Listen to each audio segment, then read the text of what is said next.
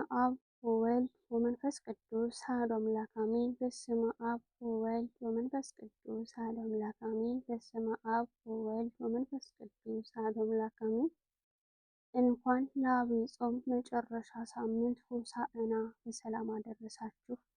ሆሳዕና የሚለው ቃል በዕብራይስጥ ሆሽዕናህ የሚል ሲሆን ትርጉሙም እባክህ አሁን አድን ማለት ነው። ይህም ቃል በዘመነ ብሉይ በቀደምት ነቢያት ዘንድ የተለመደ ቃል ነው። በአምላክ ቅዱስ ዳዊት በመዝሙሩ አቤቱ እባክህ አድን፣ አቤቱ ጎዳናችንን ወይም መንገዳችን አቅና፣ በእግዚአብሔር ስም የሚመጣ ብሩህ ነው እንዳለ መዝሙረ ዳዊት 117 ከቁጥር 25 እስከ 26 ሆሳዕና ከስምንቱ የዐቢይ ጾም ሰንበታት አንዱና የመጨረሻው ሳምንት ተብሎ የሚጠራና ከትንሣኤ ቀድሞ የሚገኝ የሕማማት መግቢያ ዋዜማ እና ከጌታችን ከ9ኙ በዓላት ውስጥ አንዱ ነው። የሆሳዕና በዓል ጌታችን ኢየሱስ ክርስቶስ በአህያ ጀርባ ተቀምጦ ወደ ኢየሩሳሌም ሲገባ የሚቀድሙትና የሚከተሉት ሕዝብ በተለይም እግሩንና ሕፃናትን ሆሳዕና ለዳዊት ልጅ በጌታ ስም የሚመጣ የተባረከ ነው፣ ሆሳዕና በአርያም በማለት ጌታችንን በክብር መቀበላቸውን የሚታወስበት በዓል ነው። በዓሉም ሆሳዕና የሚለው ስያሜ ያገኘው በዕለቱ ከተዘመሩ መዝሙር ነው።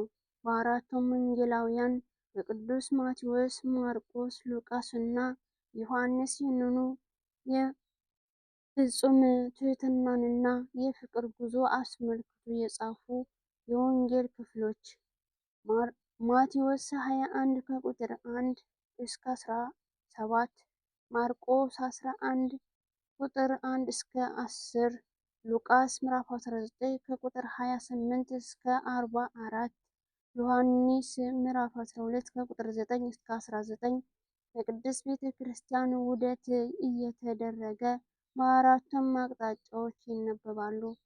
ጌታችንና መድኃኒታችን ኢየሱስ ክርስቶስ ከቅዱሳን ሐዋርያት ጋር ወደ ኢየሩሳሌም ባደረገው ጉዞ ቢታንያ እና ቤተ ፋጌ አካባቢ ሲደርሱ የደቀ መዛሙርቱ ሁለቱን እንዲህ አላቸው፣ በፊታችሁ ወዳለችው መንደር ሂዱ። በዚያን ጊዜም የታሰረች አህያ ከውርንጭላዋ ጋር ታገኛላችሁ፣ ፈታችሁም አምጡልኝ። ማንም አንዳች ቢላችሁ ጌታቸው ይሻቸዋል በሉ፣ ወዲያውኑም ይሰዷቸዋል። ማቴዎስ ምዕራፍ 21 ከቁጥር 2 እስከ 3።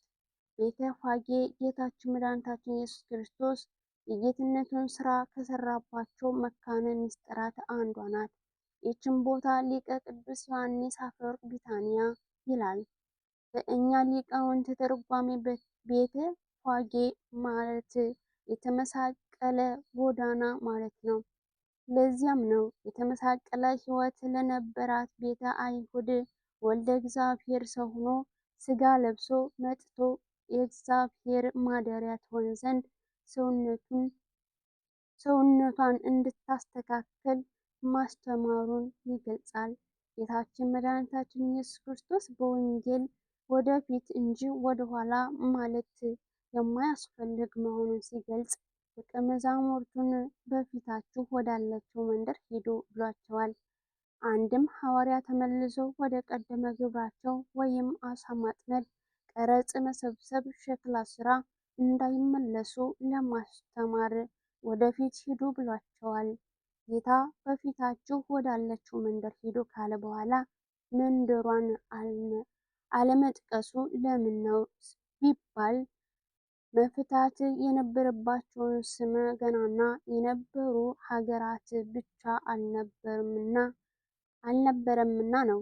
አንድም ሐዋርያቱ በስም ወደማያውቁት ሀገር ሄደው ማስተማር እንዳለባቸው ለመግለጽ ነው። ወደማያውቁት መንደር ከሄዱ በኋላ የታሰረች አህያ ከውርንጭላዋ ጋር እንደሚያገኙ ነገራቸው።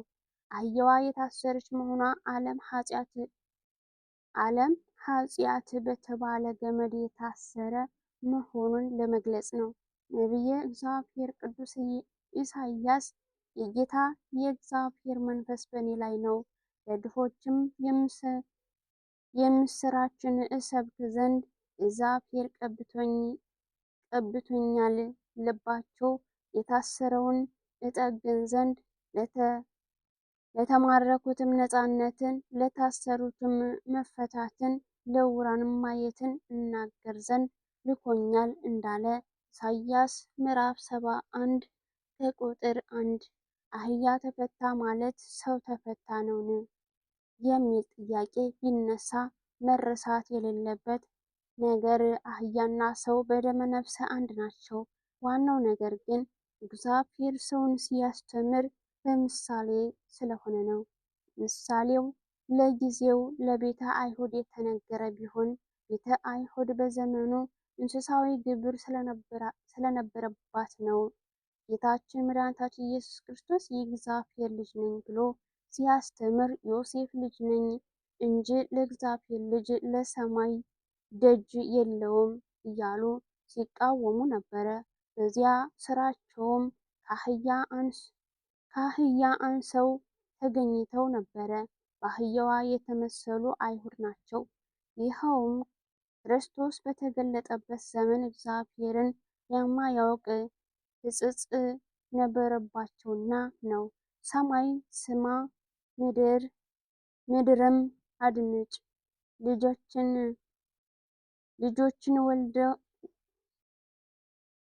ልጆችን ወለድሁ አሳደግሁም፣ እነሱም አመጹብኝ። በሬ ገዥውም አህያም የጌታውን ጋጥ አወቀ። እስራኤል ግን አላወቀኝም፣ ሕዝቤም አላስተዋሉኝም። ኢሳይያስ ምዕራፍ 1 ከቁጥር 2-4። ከዚያም በኋላ ጌታችን ለደቀ መዛሙርቱ ፈታችሁ አምጡልኝ፣ ማንም አንዳች ቢላችሁ ጌታቸው ይሻቸዋል በሉ፣ ወዲያውንም ይሰዷቸዋል አላቸው። እነሱም ለምን እና እንዴት ሳይሉ ያለ አንዳች ጥያቄ በፊታቸው ወዳለው መንደር ተጉዘዋል። እነሱ ቀድሞ የነበረውን አሁንም ያለውን ወደፊትም የሚኖረውን የሚያውቅ አምላክ መሆኑን ተረድተዋልና የታዘዙትን ደቀ መዛሙርት ጌታ እንደነገራቸው በመንደሩ የታሰረች አህያ ከነውርንጭላዋ አግኝተው እንደታዘዙት ማሰሪዋን ሲፈቱ ባለንብረቶችም መጥተው ለምንድን ነው ብሏቸዋል። እነሱም እንደታዘዙት ለጌታ ያስፈልጉታል አሉ። እነሱ እውነት ነው፣ እርሱ እግዚአብሔር ነውና የፈለገውን ለመከልከል የሚቻል ማንም የለም። ባለቤቶችም ያለማጉረምረም ለጌታ የሚያስፈልገውን ሰጡ። ደቀ መዛሙርቱም ከእስር የፈቷቸውን አህያና ውርንጭላ ወደ ጌታ አመጡ። እነርሱም በአህያ ጀርባ ተቀመጠ። ሐዋርያት የታዘዙትን ትእዛዝ ፈጽመዋል። ክርስቶስ የታዘዘውን መስራት በረከት ያስገኛል። እንደ ትእዛዙ አለመኖር ደቀ መዛሙርትን አለመሆን ነው። ጌታ ራሱ የምትወዱኝ ብትሆኑ ትእዛዜን ጠብቁ፣ እኔ የአባቴን ትእዛዝ እንደጠበቅሁ በፍቅርም እንደምኖር እናንተም ትእዛዜን ብትጠብቁ በፍቅሬ ትኖራላችሁ እንዳለ ዮሐንስ ምዕራፍ 15 ከቁጥር 10። የጌቶች ጌታ የንጉሶች ንጉስ የሆነ አምላካችን ጌታችን መድኃኒታችን ኢየሱስ ክርስቶስ ዓለምን ለማዳን ወደዚህ ዓለም ሲመጣ ራሱን ዝቅ አድርጎ በቤተልሔም በከብቶች በረት እንደተገኘ ሁሉ በሆሳዕና ዕለት በአህያ ጀርባ ተቀመጠ። ይህ በአጋጣሚ የተደረገ ሳይሆን ቀደም ብሎ በብሉይ ኪዳን በመንፈስ ቅዱስ መሪነት በነቢይ ዘካርያስ ትንቢት የተነገረለት አምላካዊ ምስጢር ነው። አንቺ የጽዮን ልጅ ሆይ እጅግ ደስ ይበልሽ፣ አንቺ የኢየሩሳሌም ልጅ ሆይ እልል በይ። እነሆ ንጉሥሽ ጻድቅና አዳኝ ነው፣ ትሑትም ሆኖ በአህያም በአህቲቱም ግልገል በውርንጭላይቱም ላይ ተቀምጦ ወደ አንቺ ይመጣል። ዘካርያስ ምዕራፍ 9 ከቁጥር 9። እንኳን ፈሪሳውያኑና ሕዝቡ አብረውት የነበሩ ቅዱሳን ሐዋርያት እንኳን ይህን ስለ እርሱ እንደተነገረ የተረዱት እሱ በመስቀል ላይ ከከበረ በኋላ ነው። ደቀ መዛሙርቱም ይህን ነገር በመጀመሪያ አላስተዋሉም። ነገር ግን ኢየሱስ ከከበረ በኋላ በዚያን ጊዜ ይህን ስለ እርሱ እንደተጻፈ ይህንንም እንዳደረጉለት ትዝ አላቸው። እንዲህ ዮሐንስ ምዕራፍ 12 ከቁጥር 16 በትርጓሜ ወንጌል እንደተገለጸው አህያዋና ውርንጭላይቱ ምሳሌነት አላቸው። ቀድሞ አባቶች ነቢያት ዘመነ ጸብ የሆነ እንደሆነ በፈረስ ተቀምጠው ዘገረ ነጥቀው ይታያሉ። በዘመነ ሰላም የሆነ እንደሆነ በአህያ ተቀምጠው መነሳነስ ይዘው ይታያሉ። አምላካችን እንደከበሩ ነገስታት ሥርዓት በተንቆጠቆጠ ሰረገላና በፈረስ ሳይሆን በአህያ ውርንጭላ ላይ ተቀምጦ ወደ ኢየሩሳሌም መግባቱ መንግስቱ የሰላምና የፍጹም ትህትና መሆኗንና ሁሉም ሰው ተገዶ እና ፈርቶ ሳይሆን በፍቃዱ የሚገባባት መሆኗንም ለማሳየት ነው።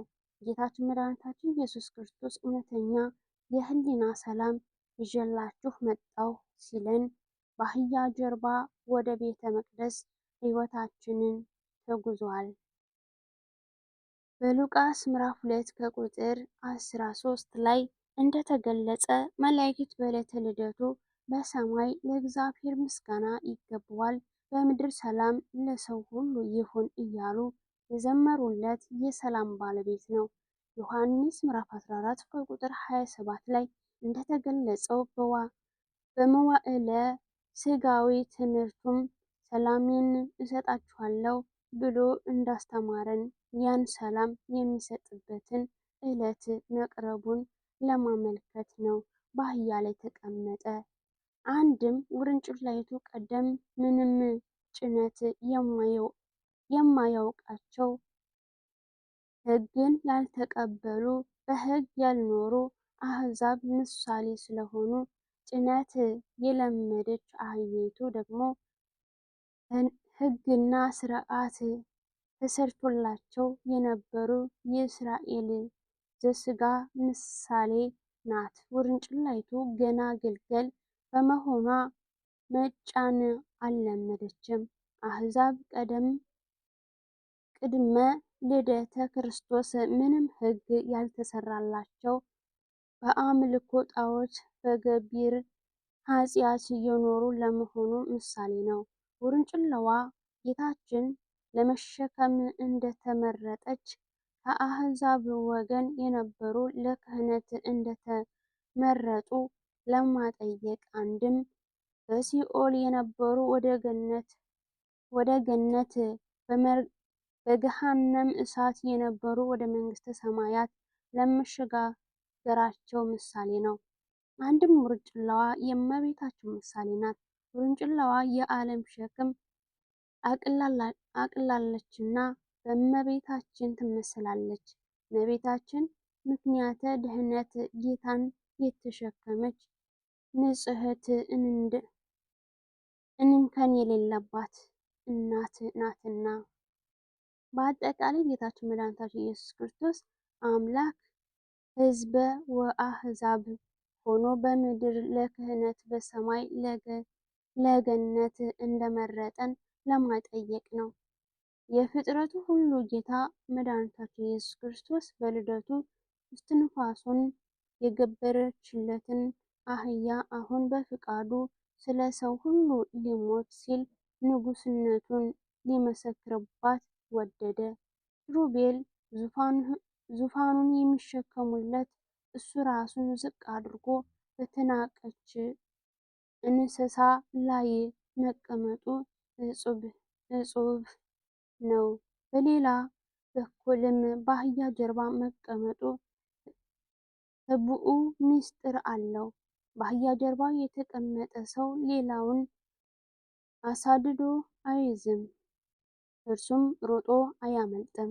በዚህም ጌታችን በእምነት ለሚፈልጉት የሚገኝ ቅርብ ሲሆን፣ በእምነት ለማይፈልጉት ግን የማይገኝ መሆኑን አስተምሯል። ስለዚህ የእግዚአብሔር ቤተሰቦች ፀሐይ ዕድሜያችን ሳትጠልቅ በእምነት እንፈልግ። የተናቀችው አህያ ጌታ ሲቀመጥባት ሁሉንም አክብሮ ልብስ አነጠፈላት። ይህም ጌታ ሲያድርብን የሚንቁን እንደሚያከብሩን ማሳያ ነው። የአህያን ጀርባ ያልናቀ ጌታችን ትሑት ሰብዕና፣ የተሰበረ ልቦናን ወዳለው ሰው ዘወትር ይጓዛል።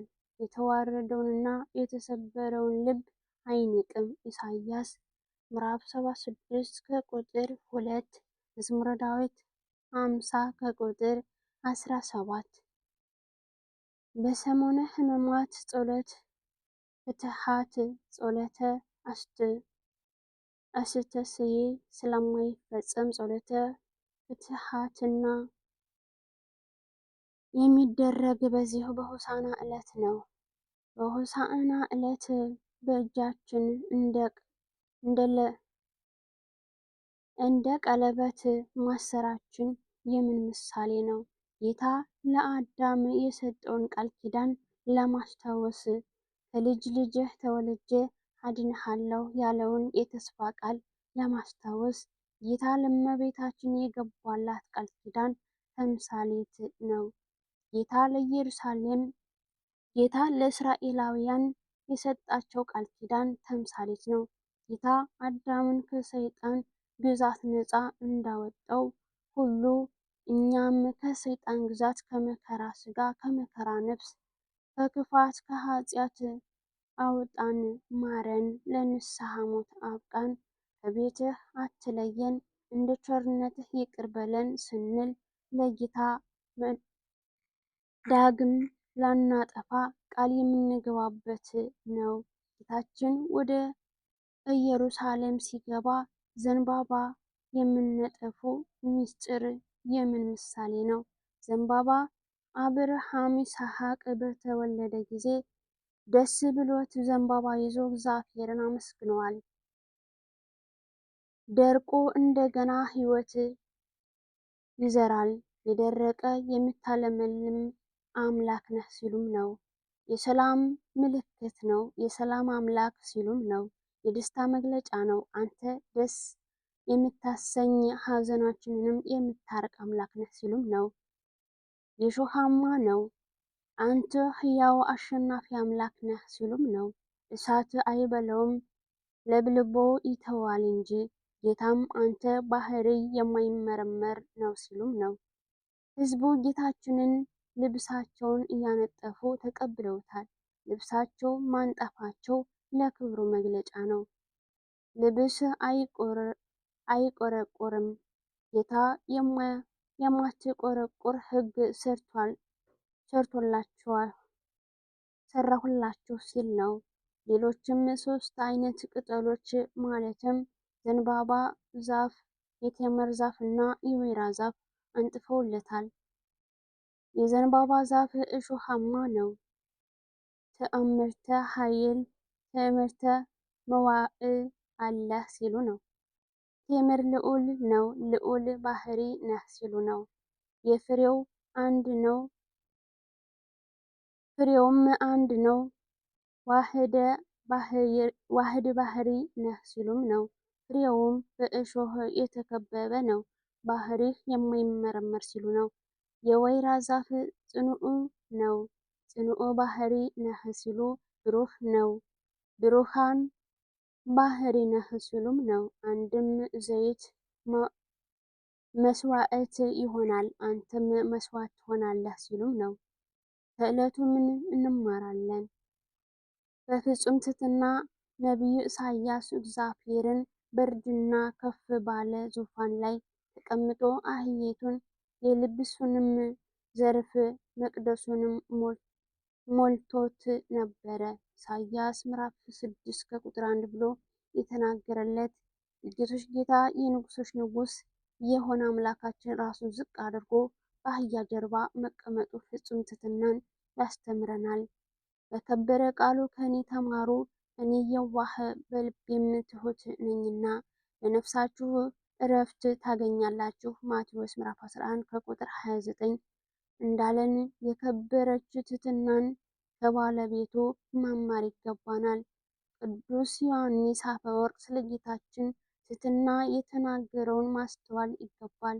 እሱ አምላካችን የሁሉ ፈጣሪና የማይመረመር ክብር ያለው ንጉሥ ሆኖ ሳለ ለክብሩ በሚገባ ባማረና በተንቆጠቆጠ ቤት አልተወለደም። ራሱን ዝቅ አድርጎ በበረት ተገኘ እንጂ በዚህ ዓለም ባለጠግነትና ልዕል ከተትረፈረፈ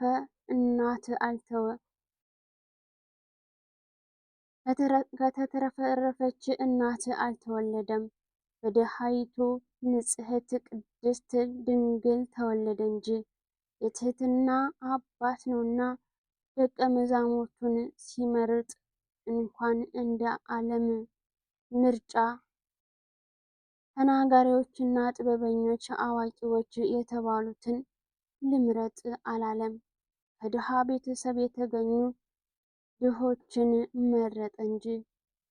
ሊያስተምር በተጓዘበት ሁሉ ከፍ ያለ ዙፋን ዘርጉልኝ፣ መደገፊያ ትራስ አምጡልኝ አላለም። ዝቅ ብሎ በምድር ተቀመጠ እንጂ።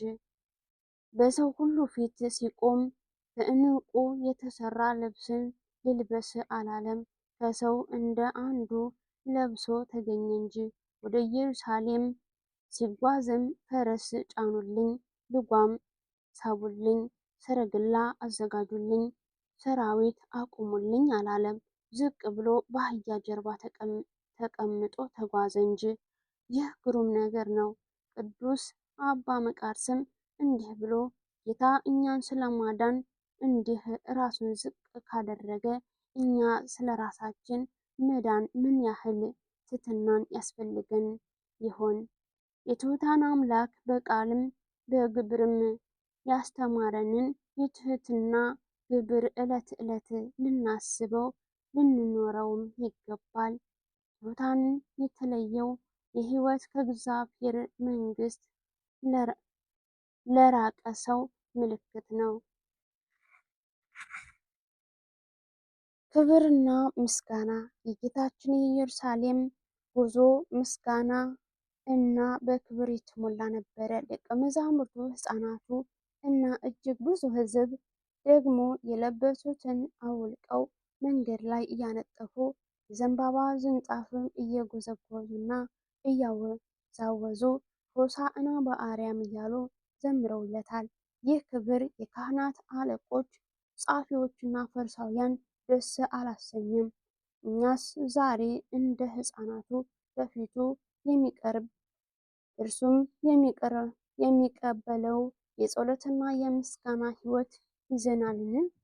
ደቀ መዛሙርቱ ልብሳቸውን እንዳነጠፉለት በንስሐ የነጻ ሕይወታችንን ልናቀርብ ተዘጋጅተናልን? ለምለም የዘንባባ ዝንጣፍ የመሰለ ደምቆ የሚታይ ምግባር በእጃችን አለን? የእግዚአብሔር ፍቅርና ርኅራኄ ጌታችን በኢየሩሳሌም ደጅ ሲቀርብ ከተማይቱን አይቶ ማልቀሱ ለሰው ያለውን ፍጹም ፍቅርና ርኅራኄ ያሳየናል። ለሰላም የመጣ አምላክ ነውና ሰላሙን ባለመቀበል ልባችንን የሚያነጹ ብዙዎች በኢየሩሳሌም እንዳሉ አይቶአልና ከሐዘኑ የተነሳ የከበረ እንባውን አፍስሷል። የካህናት አለቆችና ጻፊዎች የሚያመሰግኑ ሕፃናት ድምፅ ላለመስማት ጆሮአቸውን በመድፈን ኋላም ዝም አሰኝልን በማለት በገሃነም ጥላቻቸውን ገልጠዋል። እነርሱ የፍቅርና የርኅራኄ አምላክ ነውና ልባቸውን አይቶ ስለ እነሱ እንባውን አፈሰሰ። የርኅራኄው ጥልቅነት የሚደንቀው ከእንባው በላይ የከበረ ደሙን በፍጹም ፍቅር ስለ ሁሉ ሲያፈስ በታላቅ ትሕትና በመካከላቸው መገኘቱ ነው። ለታሰሩት መፈታትን ሲሰብክ የሰው የሆነ ጌታችን ከማሰሪያዋ በተፈታች አህያ እንደተቀመጠ ሁሉ ከኃጢአት እስራት በተፈታ ሕይወት ዛሬም ያድራል፣ የህሊና ሰላምን ይሰጣል። ስለዚህ ንስሐ ገብተን ጌታችን ሆሳዕና በአርያም እያለን ልናመሰግነው ይገባል። እግዚአብሔር አምላካችን ፍጹም ትሕትናን፣ ፍቅርና ርኅራኄን የተሞላ የምስጋና ሕይወት ያድለን ዘንድ መጨረሻውን ሳምንት በሰላም አሳልፈን ለብርሃነ ትንሣኤው እንዲያደርሰን ቅዱስ ፈቃዱ ይሁንልን። ምንጩ ወንጌል ቅዱስ በአንድምታ ትርጓሜ።